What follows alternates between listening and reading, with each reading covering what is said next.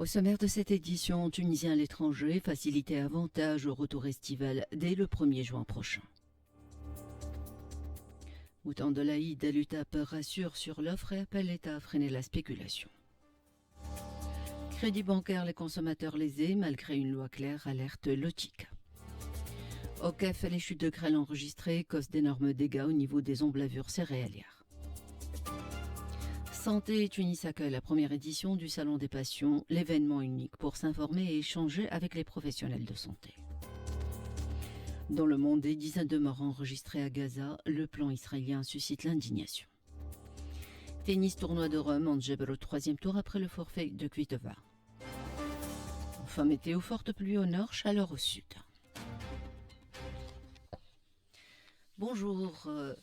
Bonne nouvelle pour les Tunisiens à l'étranger. À partir du 1er juin prochain, de nouvelles applications numériques obligatoires seront mises en place pour faciliter le retour de la diaspora tunisienne. La première application concerne l'autorisation de circulation, tandis que la seconde est dédiée à la déclaration des effets personnels. Ces outils visent à réduire les temps d'attente et à améliorer l'efficacité au poste de contrôle, offrant ainsi une expérience plus fluide et rapide pour les voyageurs.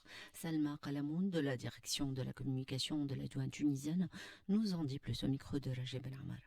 La Direction générale des douanes a opté pour l'instauration d'une application qui vise la facilitation de l'obtention du diptyque sera obligatoire à partir du 1er juin 2025.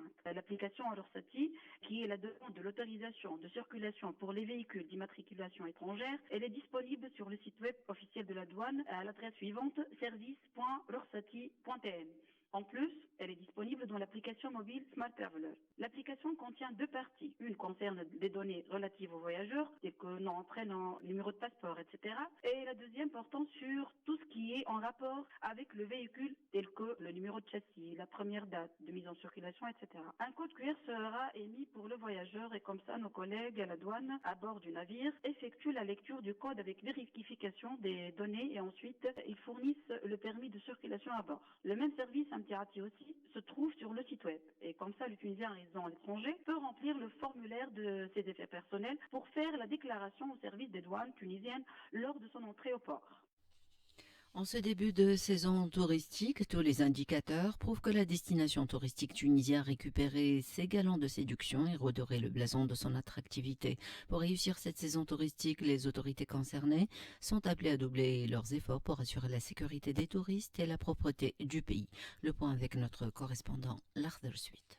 Il y a certes un travail de fond qui a été accompli à l'international au niveau de la promotion, la publicité, la prospection de nouveaux marchés, ainsi que le regain de confiance et de fidélité auprès des marchés traditionnels en froideur. D'après des prévisions recoupées, le nombre de touristes qui visiteraient notre pays cette année dépasserait le seuil de 11 millions, une première dans l'histoire de notre tourisme. Arrivé à ce stade de réussite, le plus difficile reste à faire. Il faudrait assurer la sécurité, l'assurance et la tranquillité à nos invités en nettoyant nos zones touristiques des éventuels parasites et des intrus, les voleurs à l'arraché, les imposteurs et les pickpockets.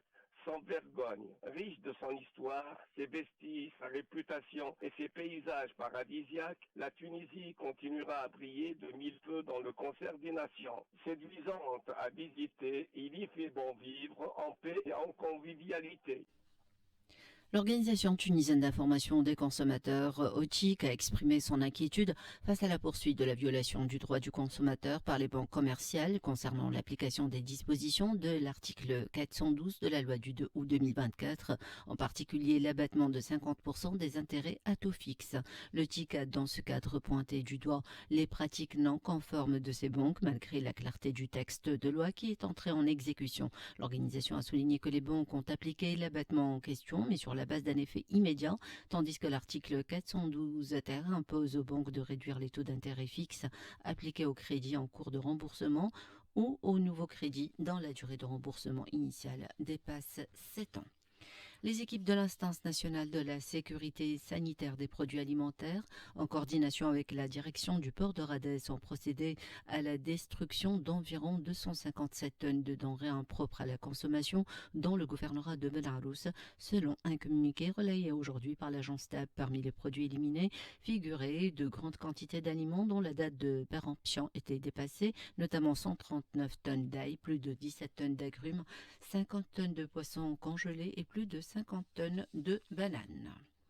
Anouar Harathi, membre du bureau exécutif de l'Union tunisienne de l'agriculture et de la pêche, affirmait aujourd'hui que les moutons de l'Aïd sont disponibles cette année en quantité suffisante pour répondre à la demande des Tunisiens, écartant ainsi toute pénurie au niveau de l'offre. Selon l'Union, plus d'1 million de têtes de moutons sont attendues sur le marché. Concernant les prix, le responsable a souligné une baisse notable allant de 300 à 400 dinars pour les moutons pesant plus de 40 kg. Actuellement, les prix des moutons de l'Aïd sur les marchés varient entre 800 et 1500 dinars. Harathi a précisé que ces prix pourraient évoluer à la baisse ou à la hausse en fonction de la décision de la Commission nationale, composée des ministères de l'Agriculture, du Commerce et de l'Union de l'Agriculture, qui fixera le prix au kilo de viande vive. Le responsable de l'UTAP a mis en garde contre l'intervention des intermédiaires qui achètent actuellement les moutons à des prix raisonnables pour ensuite spéculer à l'approche de l'Aïd. Il a appelé l'État à intervenir fermement pour limiter ces pratiques. Les chutes de grêle enregistrées hier dans le gouvernorat du CAF ont causé d'énormes dégâts au niveau des emblavures céréalières, créant ainsi une situation de frustration chez les céréaliculteurs qui s'attendaient pourtant à une bonne récolte. Le point avec notre correspondant Jamel Chibi.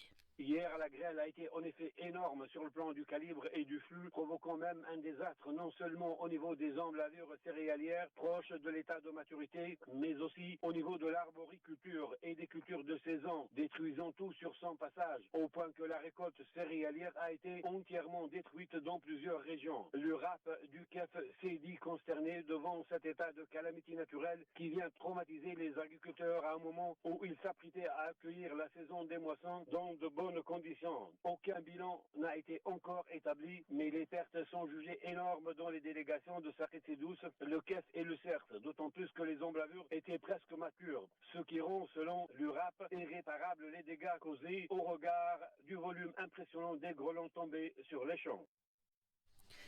Enseignement, alors que la filière mathématique n'attire plus que 7% des élèves tunisiens contre 20% il y a 25 ans, le ministère de l'Éducation tire la sonnette d'alarme. Le conseiller Moussa Mili a déploré une crise d'attractivité qui menace la qualité de l'enseignement scientifique, appelant à une réforme en profondeur des parcours de formation dès l'école primaire. C'était à l'occasion du séminaire de clôture du projet Partenariat actif pour la recherche collaborative en éducation en Tunisie. Ce projet s'est penché sur la désaffection vers les filières scientifiques, en particulier celle des mathématiques au moment de l'orientation scolaire. Kauthar Maloueni, directrice des réformes à la Direction générale de la rénovation universitaire au ministère de l'enseignement supérieur, au micro de Zainab Feres. Pourquoi nos jeunes sont réticents pour le choix des filières de mathématiques. Certainement, on parle de l'orientation préscolaire au lycée qui intéresse par la suite le secteur de l'enseignement supérieur puisqu'on va avoir des bacheliers à travers l'orientation universitaire. L'enseignement des mathématiques, mais aussi les raisons derrière la désaffection de ces filières et la réticence de nos élèves au lycée pour le fait de ne pas choisir ces filières de mathématiques.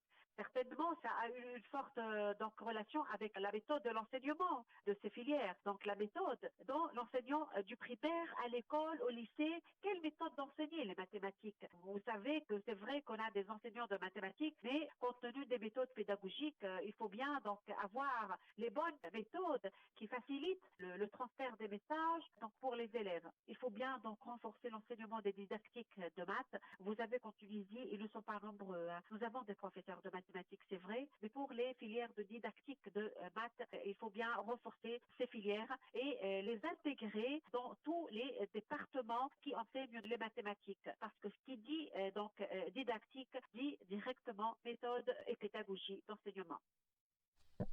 Santé, le patient aura dorénavant son salon à Tunis les 16 et 17 mai de ce mois.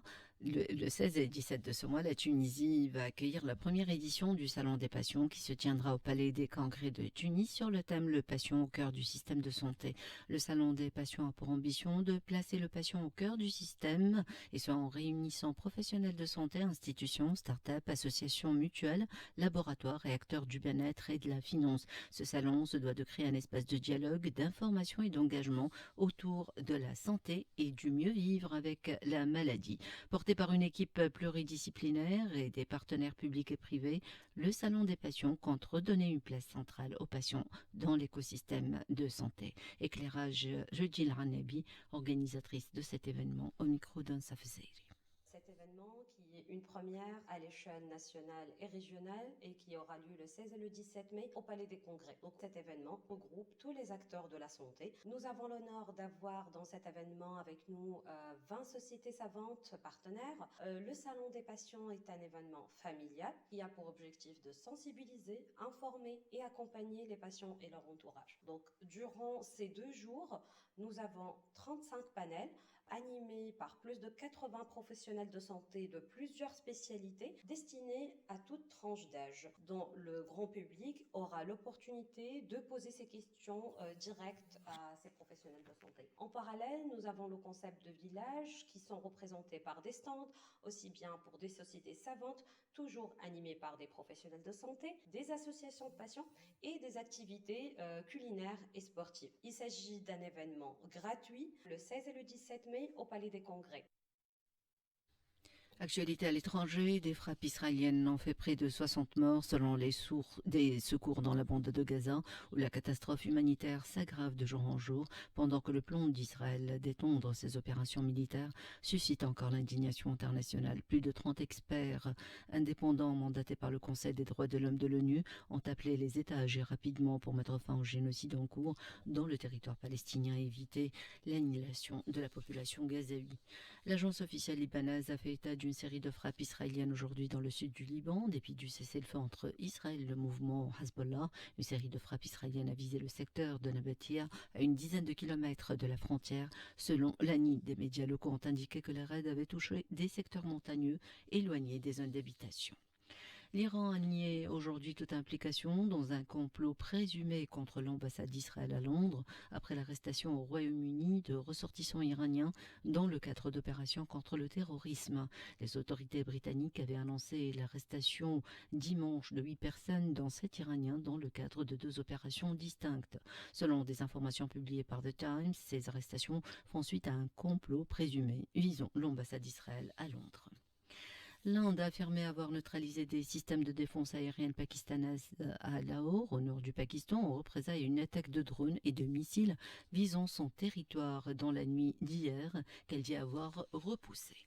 Des armes chinoises fournies par les Émirats arabes unis aux paramilitaires du Front de soutien rapide, FSR, ont été identifiés au Soudan en violation flagrante de l'embargo sur les armes de l'ONU, affirmé aujourd'hui Amnesty International dans un communiqué. Ce communiqué d'Amnesty affirme que des bombes guidées chinoises GB-50A et des obus H4 ont été identifiés grâce à l'analyse d'images de débris retrouvés après des attaques à Khartoum et au Darfour.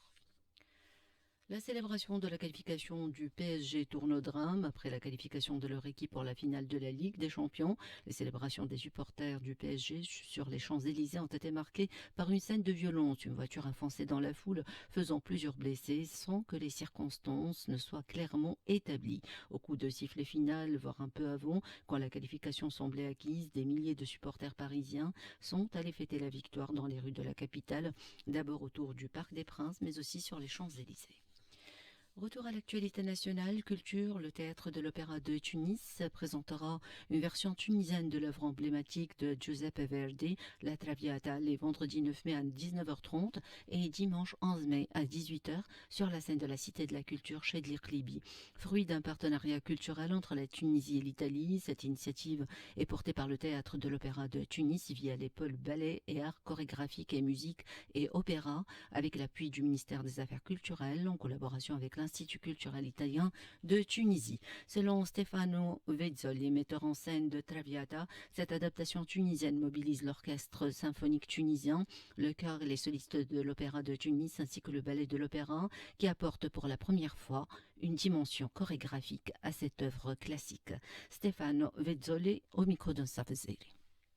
C'est un opéra très connu, bien sûr, mais qui toujours révèle des surprises. Et donc, pour moi, c'était vraiment un grand honneur, une grande joie de pouvoir travailler avec cette jeune chanteur et chanteuse. Et bien sûr, la mise en scène n'est pas trop traditionnelle, mais en tout cas très respectueuse de la partition de Verdi, que j'aime beaucoup, bien sûr. Et on travaillait là avec toutes les forces de théâtre, parce qu'on a les ballets de Tunis, l'orchestre de la symphonique de Tunis, le ballet de l'opéra, le chœur de l'opéra, et tous les chanteurs sont du team de l'opéra de Tunis. Donc, il y a mon travail, le travail aussi de la chef d'orchestre qui est Nicoletta Conti, le travail de chorégraphe Pigi Vanelli, donc un petit groupe d'Italiens qui partagent notre petit savoir avec notre collègue tunisien. Donc, c'est une représentation d'une opéra très connue et musicalement, c'est un chef d'œuvre, bien sûr. Il a beaucoup de danse, beaucoup de chœur, beaucoup d'airs fantastiques de Verdi, qui est en tout cas un compositeur immense. Et la chanteuse qui interprète le rôle de Violette est absolument bouleversante. C'est une belle occasion pour retrouver cet opéra ensemble et surtout de voir que les voix tunisiennes pouvaient être vraiment des voix excellentes pour soutenir ce rôle difficile. Sport tennis, Angers Bertrand, 6e mondial, s'est qualifié aujourd'hui pour le 3e tour du Masters 1000 de Rome, suite au forfait de son adversaire tchèque Petra Kvitova, 830e mondial. Au prochain tour, la tenniswoman tunisienne affrontera la gagnante du match entre l'italienne Jasmine Paolini, 5e, et la néo-zélandaise de Lausanne, 83e, prévue aujourd'hui. Prévision météo avant de clore cette édition. Des pluies soutenues sont attendues à l'extrême nord et au nord-ouest aujourd'hui. Le temps sera souvent très nuageux avec des averses localement orageuses sur le nord et par endroits au centre et plus marqué au nord-ouest à l'extrême nord. Le sud bénéficiera d'un ciel partiellement nuageux. Les températures maximales varieront entre 19 et 25 degrés au nord et sur les hauteurs côtières, entre 26 et 32 degrés ailleurs et atteindront jusqu'à 38 degrés à l'extrême sud. Point final à cette édition. Un rappel du sommaire avant de vous quitter. Tunisiens à l'étranger, facilité avantage au retour estival dès le 1er juin prochain. Mouton de l'Aïd lutte à Brassure sur l'offre et appelle l'État à freiner la spéculation. Et puis Tunis accueille les 16 et 17 de ce mois la première édition du Salon des Passions au Palais des Congrès de Tunis.